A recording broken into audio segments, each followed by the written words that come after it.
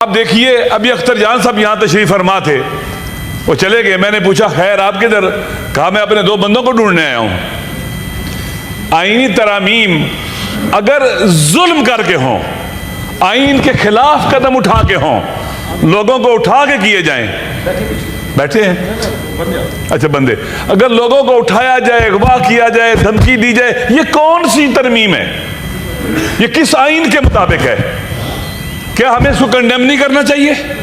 ہمارے ساتھیوں پر، ہمارے کولیگز پر اگر اس طرح کا پریشر ہو، ہمیں اس کے خلاف سٹینڈ نہیں لینا چاہیے؟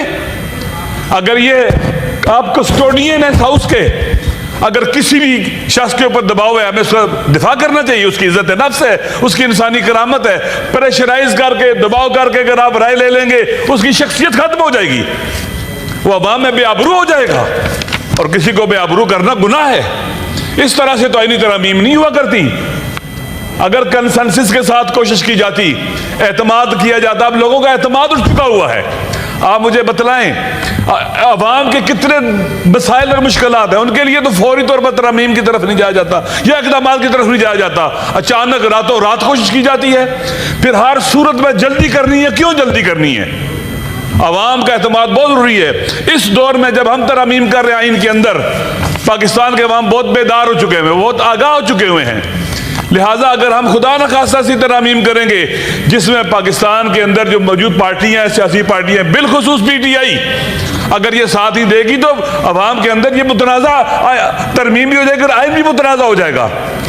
لہٰذا بندوں کو اٹھانا، اغوا کرنا، پریشرائز کرنا اور سختی کرنا، پتہ نہیں راستے بند کر دینا، یہ کون سی ترمیم ہو رہی ہے؟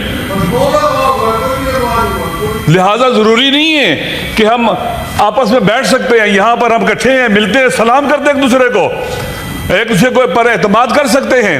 اس کے لیے ماحول بنانا پڑتا ہے. ماحول نہ بنائیں گے تو ہم اس کا نقصان اٹھائیں گے اور پاکستان کو نقصان کریں گے. میری گزارش یہ ہے کہ اس وقت پاکستان کے عوام میں دیکھ رہے ہیں، ہم سب دے تخریب کر دے، یہ مناسب نہیں ہے. آپ دیکھیے ابھی اختر جان صاحب یہاں تشریف فرما تھے، وہ چلے گئے. میں نے پوچھا خیر آپ کدھر؟ کہا میں اپنے 2 بندوں کو ڈھونڈنے آیا ہوں. آئینی ترامیم اگر ظلم کر کے ہوں، آئین کے خلاف قدم اٹھا کے ہوں، لوگوں کو اٹھا کے کیے جائیں. بیٹھے ہیں اچھا بندے، اگر لوگوں کو اٹھایا جائے، اغوا کیا جائے، دھمکی دی جائے، یہ کون سی ترمیم ہے؟ یہ کس آئین کے مطابق ہے؟ کیا ہمیں اس کو کنڈیم نہیں کرنا چاہیے؟ ہمارے ساتھیوں پر، ہمارے کولیگز پر اگر اس طرح کا پریشر ہو، ہمیں اس کے خلاف سٹینڈ نہیں لینا چاہیے؟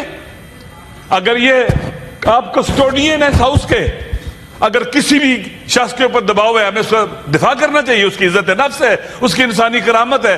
پریشرائز کر کے، دباؤ کر کے اگر آپ رائے لے لیں گے، اس کی شخصیت ختم ہو جائے گی. مسائل کو حل کرنے میں انہوں نے ایک رول پلے کیا ہے. میری بات کیا محترمہ بینظیر بھٹو اگر آج ہوتی، وہ اس طرح کے پریشرائز کر کے اٹھا کر لوگوں کو آئین میں ترامیم کرنے کی حمایت کرتی؟ کبھی نہ کرتی وہ. لہذا میرے خیال میں آپ اس جماعت کے کسٹوڈین بھی ہیں، اس سے تعلق بھی رکھتے ہیں جس کی جمہوری تاریخ ہے. آپ ان چیزوں کو ڈسکریج کریں اور ان کا راستہ روکیں تاکہ ہمارے ملک میں ہمارا اعتماد بڑھے، ٹرسٹ بڑھے، حیثیت اور اہمیت بڑھے. شکریہ. عرفان صدیق، اس پہ میں نے سارے جو ہمارے سینیٹر حضرات ہیں ان کے دستخط بھی لیے.